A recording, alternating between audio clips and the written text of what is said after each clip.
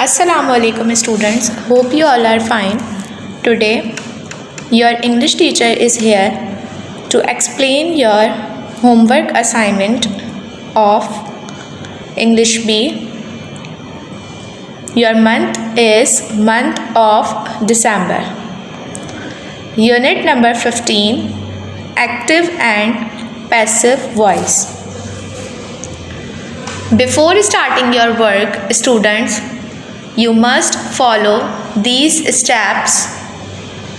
Writing should be neat and clean. Give one finger gap after each word. Margin should be straight. First letter should be capital and ends at full stop. Students, जब आप लोग अपना काम start करें तो सबसे पहले आप लोगों को टाइटल पेज बनाना है. You have to make a title page of month of December. Then unit number 15, active and passive voice. सबसे पहले स्टूडेंट्स अपना मंथ ऑफ नवंबर कंप्लीट करिएगा. अगर आपका मंथ ऑफ नवंबर कंप्लीट नहीं है तो आप लोग मंथ ऑफ दिसंबर स्टार्ट नहीं करिएगा. पहले अपना प्रीवियस काम कंप्लीट करें, then you start a month of December. Writing बहुत नीट एंड क्लीन करिएगा. फर्स्ट लेटर आपको पता होना चाहिए कहाँ पुट करना है. मार्जिन आपकी कॉपीज़ में बिल्कुल स्ट्रेट हो. और जब आप लोग अपना काम कर लें तो इंडेक्स लाजमी बनाएं. जिस डेट को भी आप काम करें उस डेट की डेट लाजमी मेंशन करें और उसके बाद इंडेक्स लाजमी मेंशन करें. Now move to the written work. What is the active voice? Your definition is what is the active voice? Active voice is a form of the verb which means that the action is performed by the subject. Active voice वो form of verb है जिसमें action कौन perform कर रहा हो? आपका subject. वो इंसान खुद एक्शन परफॉर्म कर रहा हो, उसे हम क्या कहते हैं? Active voice. अब पैसिव वॉइस में स्टूडेंट्स क्या होता है? जिसके ऊपर एक्शन परफॉर्म किया जा रहा हो वो कहते हैं passive voice. For example, I gave up smoking not so long ago. अब पैसिव वॉइस को इससे कंपेयर करें. I was invited to their house warming party. Active voice में स्टूडेंट्स जो पर्सन एक्शन परफॉर्म कर रहा है उसे हम कहते हैं एक्टिव वॉइस. और पैसिव वॉइस में जिसके ऊपर एक्शन परफॉर्म हो रहा होता है उसे हम कहते हैं पैसिव वॉइस. आप लोग देख सकते हैं एक्टिव में what subject does, the focus is on the action. Active voice में जो फॉर्मूला पुट होता है subject doing the action plus verb plus object receiving the action. When the subject is the doer of the action verb, the verb is in the active voice.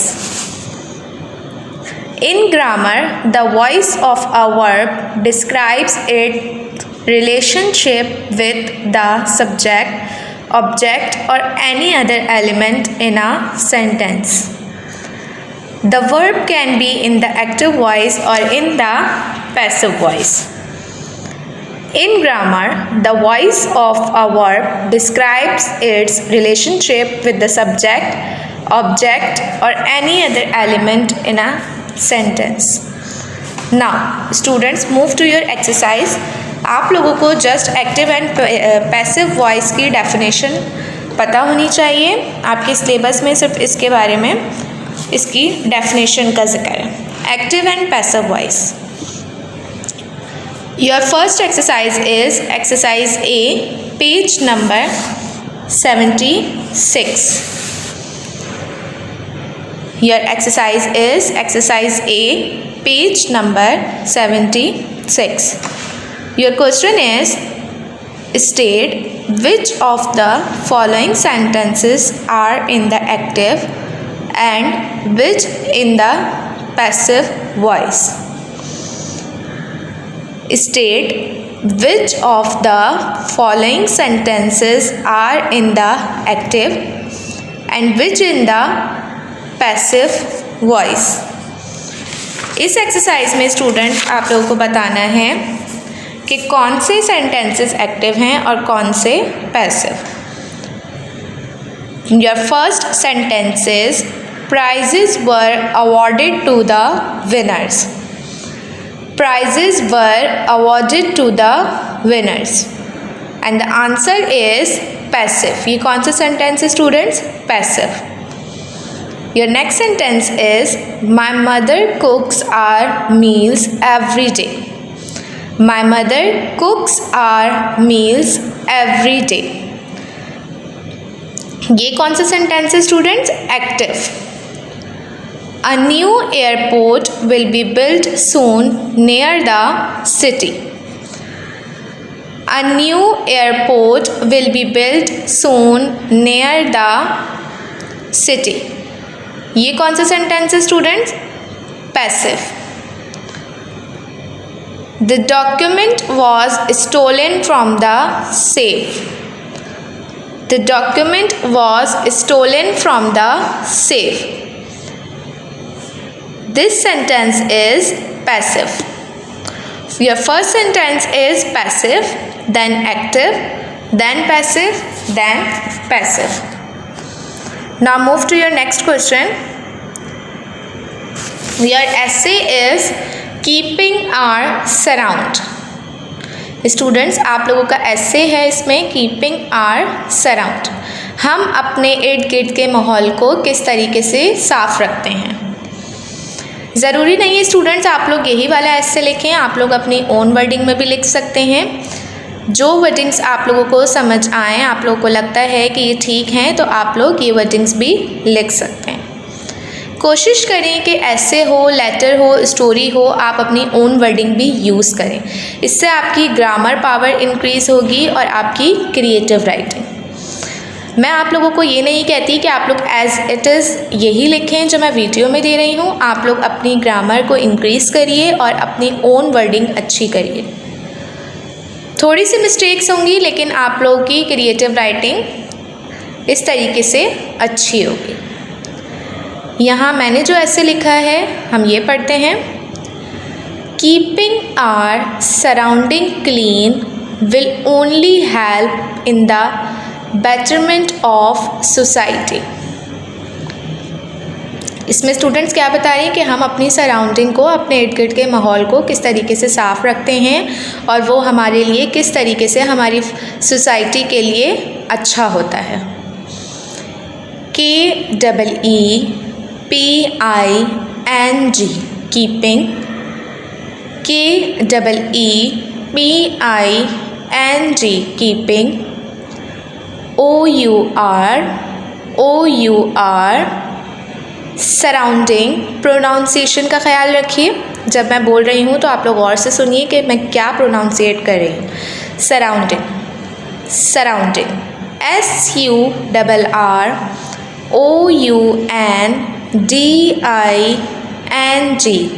Surrounding.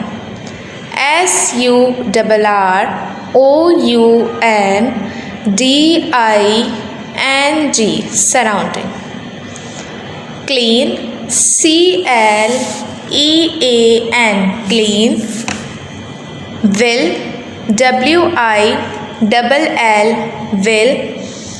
ONLY only. HELP help. INTHE the. Betterment. BETTERMENT betterment. OF society. SOCIETY society. Keeping keeping our surrounding clean will only help in the betterment of society. We must keep our surrounding neat and clean. हमें अपने इर्द गिर्द का माहौल साफ़ सुथरा रखना चाहिए. WEVMUST must. KEEP keep. OUR surrounding. SURROUNDING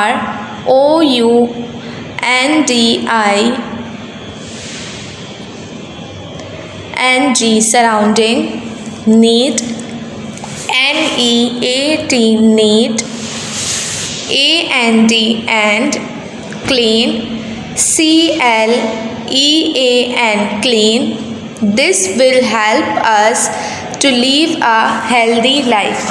ये हमें मदद करता है कि हम अपनी सराउंडिंग को साफ़ सुथरा रखें, हम एक हेल्दी लाइफ, एक हेल्दी ज़िंदगी गुजारें.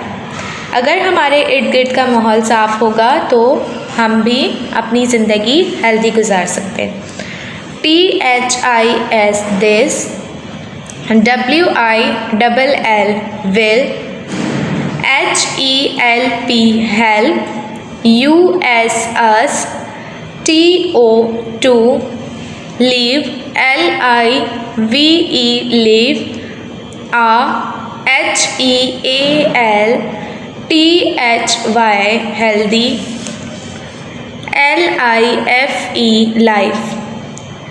Keeping our surrounding clean will only help in the betterment of society. We must keep our surrounding neat and clean. This will help us to live a healthy life. Waste or garbage should not be thrown anywhere. हमें कचरा इधर उधर नहीं फेंकना चाहिए. But only is the trash bins. हमें कचरा या कोई भी गार्बेज हमें कहाँ थ्रो करना चाहिए स्टूडेंट्स? डस्टबिन में. WASTE waste. OR garbage. GARBAGE garbage. Should. SHOULD should. NOT not. BEB thrown. THROWN thrown. Any. ANY anywhere. WHERE where.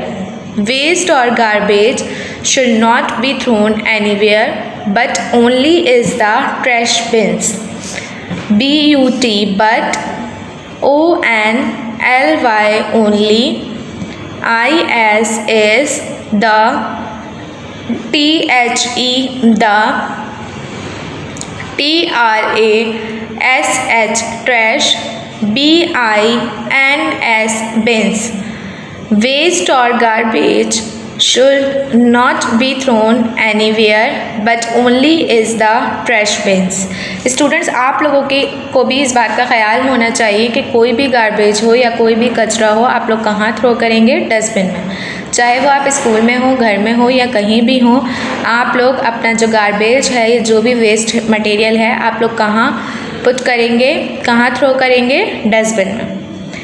Dirty things of our surroundings will cause harm to us. हमारे इर्द गिर्द का माहौल अगर गंदा होगा तो हम भी उसके लिए, हमारे लिए भी वो नुकसानदेह होगा, ख़तरनाक होगा और हमें क्या होंगी? बहुत सी ऐसी बीमारियां होंगी जैसे मलेरिया, डेंगू. इन सब चीज़ों के लिए हमें अपने इर्द गिर्द का माहौल क्या रखना है? साफ़ रखना है. Dirty things of our surroundings. DIRTY dirty. THINGS things. OF of our. OUR surroundings. SURROUNDINGS surroundings. WILL will, CAUSE cause, harm, HARM harm, TO2 US. Dirty things of our surrounding will cause harm to us. So keep the surrounding clean. तो हमें क्या करना चाहिए, अपना इर्द गिर्द का माहौल साफ रखना चाहिए. SO so, KEEP keep, THE the surrounding, SURROUNDING surrounding, clean, CLEAN clean, live happy and healthy lives. Greenery surrounding looks beautiful and reduce pollution. अगर हमारे इर्द गिर्द के माहौल में बहुत सारे हम पौधे लगाएं या फिर हम लोग ग्रीनरी पेड़ पौधों को ना काटें तो उससे हमारा पॉल्यूशन क्या होगा, रिड्यूस होगा और हमारा सराउंडिंग बहुत खूबसूरत नज़र आएगा. GREENERY greenery, surrounding, SURROUNDING surrounding, looks, LOOKS looks, beautiful, BEAUTIFUL beautiful, and AND reduce, REDUCE reduce pollution, POLLUTION pollution. So keep the surrounding clean, live happy and healthy lives. Greenery surrounding looks beautiful and reduce pollution. तो आप लोगों ने student के ऐसे के through बहुत सी बातें सीखी होंगी कि हमें अपने इर्द गिर्द का माहौल किस तरीके से साफ़ रखना है, अपना जितना भी गार्बेज है वो कहाँ थ्रो करना है, डस्टबिन में थ्रो करना है, और ख़याल रखें कि ग्रीनरी कट ना करें बल्कि कोशिश करें कि ज़्यादा से ज़्यादा प्लांटिंग करें ताकि हमारा सराउंडिंग भी ब्यूटीफुल नज़र आए और पॉल्यूशन रिड्यूस हो जाए. हमारे इर्द गिर्द का माहौल साफ़ होगा तो हम बहुत अच्छी हेल्दी लाइफ गुजारेंगे और बहुत सी बीमारियों से बचे रहेंगे. Now move to the next work, translations. Students, ये ट्रांसलेशंस आप लोगों को अपनी कॉपी में करनी है. तेज़ बारिश हो रही है. तेज़ बारिश हो रही है. It is raining heavily. It is raining heavily. तेज़ बारिश हो रही है. It is raining heavily. Aslam cricket खेल रहा था. असलम क्रिकेट खेल रहा था. ऊपर जो टेंस था वो कौन सा टेंस था स्टूडेंट? प्रेजेंट की बात हो रही थी. असलम क्रिकेट खेल रहा था, past. Aslam was playing cricket. माली पौधों को पानी दे रहा होगा. अब ये कौन सा टेंस है? फ्यूचर. फर्स्ट टेंस जो था वो आपका प्रेजेंट था, नंबर 2 पास्ट और नंबर 3 में कौन सा टेंस है? Future. The gardener will be watering the plants. The gardener will be watering the plants. वो ईमानदारी से काम नहीं कर रहा है. He is not working honestly. वो ईमानदारी से काम नहीं कर रहा है. He is not working honestly. बच्चे शोर मचा रहे थे. Children were making a noise. बच्चे शोर मचा रहे थे. Children were making a noise. वो किताब पढ़ रही होगी. वो किताब पढ़ रही होगी. She will be reading a book. वो किताब पढ़ रही होगी. She will be reading a book. सबसे पहले students, first of all you have to make a title page of month of December. Then make a title page of unit number 15, active and passive voice. Then you have to do exercise A, page number 76. Then you have to do essay in your English B copy. Then these 5-6 translations.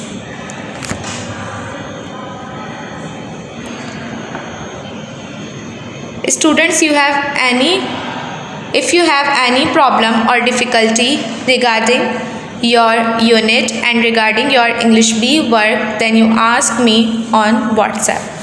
Thank you. Allah Hafiz.